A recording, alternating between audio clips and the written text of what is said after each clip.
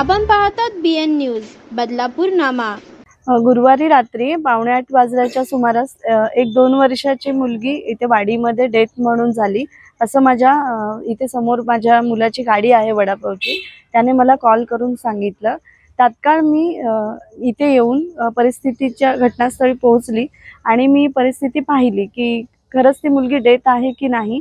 पण ॲक्च्युअली ती मुलगी डेथ झाली होती आणि तिच्याच बाजूला तिची 4.5 वर्षाची जी बहीण आहे ती खूप जुलाब करत होती आणि लोळत होती आणि खूप पोटात दुखण्याच्या याच्यामध्ये डोळे वगैरे तिने वर फिरवले होते।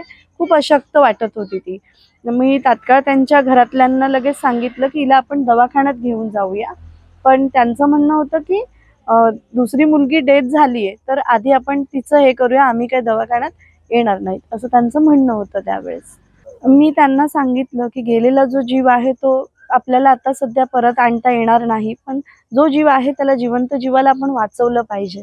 त्यासाठी त्यांना मी खूप समजवण्याचा प्रयत्न केला आणि तरीसुद्धा त्यांचा नकारच असल्यामुळे मग पोलीस पाटलांशी कॉन्टॅक्ट केला, पण ते बाहेर असल्यामुळे त्यांनी डायरेक्टली सांगितलं की आम्ही बाहेर आहोत। मग त्याच वेळेस आम्ही एरियामधले जे समाजसेवक आहेत त्यांच्याशी कोऑर्डिनेट करून त्यांना बोलवलं, किशोर मेहर म्हणून। त्याचसोबत मी जे वैद्यकीय माझे अधिकारी आहेत डॉक्टर राजेश अंकुश सर यांच्याशी आम्ही कॉन्टॅक्ट केला, सरांना परिस्थिती सांगितली, पेशंट काय अवस्थेमध्ये आहे ते कळवलं।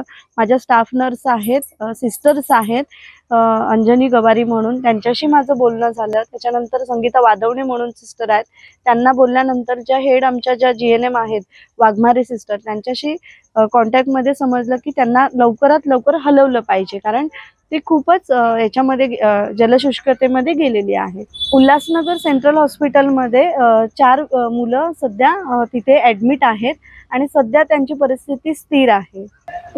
आता थोड्याच वेळाआधी मला हे समजलं की त्यांना ही म्हणजे घरामध्ये असणाऱ्या त्यांची पहिल्या पत्नी आहेत आशा गौऱ्या मिरकुटे म्हणून, तर त्यांनाही जुलाब आणि उलटीचा त्रास होतोय आणि खूप विकनेस होतोय। हे कळल्यानंतर लगेच मी माझ्या वैद्यकीय अधिकाऱ्यांशी कॉन्टॅक्ट केला आणि तात्काळ ॲम्ब्युलन्स बोलवून त्यांनाही पुन्हा सेंट्रल हॉस्पिटलला रेफर केलंय।